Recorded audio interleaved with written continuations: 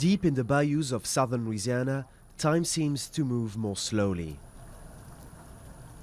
80 miles south of New Orleans lies Île de Jean-Charles, a tiny strip of an island that is slowly vanishing underwater. Families have lived here for generations, but today, a whole way of life is disappearing. The island was a lot bigger and wider, so there's a whole lot that washed away in the back, and that was full of trees. No, just water, plenty of water. Yeah. Rising seas, increasingly severe storms, and coastal erosion have eaten up nearly 5,000 square kilometers of Louisiana's coastal marshes since the 1930s.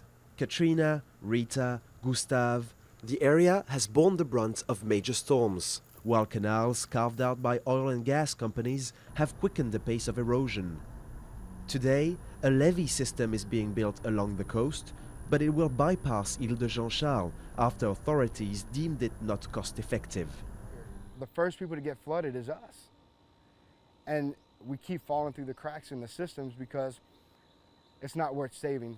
Young people in my generation are having to move out for jobs, and the insecurity of, okay, you know what, if another storm comes, will I come back home to even have a house here?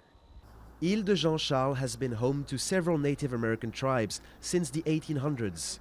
Over the last century, the number of families living on the island has dropped from over 700 to barely 30. Most households used to make their living on the water, and shrimping was the main source of income. But today, those who remain feel disillusioned by the lack of action from local authorities. Sometimes I wish that they would think a little bit more about people's living.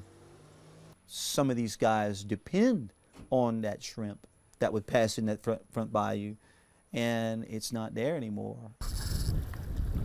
Even as their homes are inevitably reclaimed by nature, the island's last residents have no plans to leave.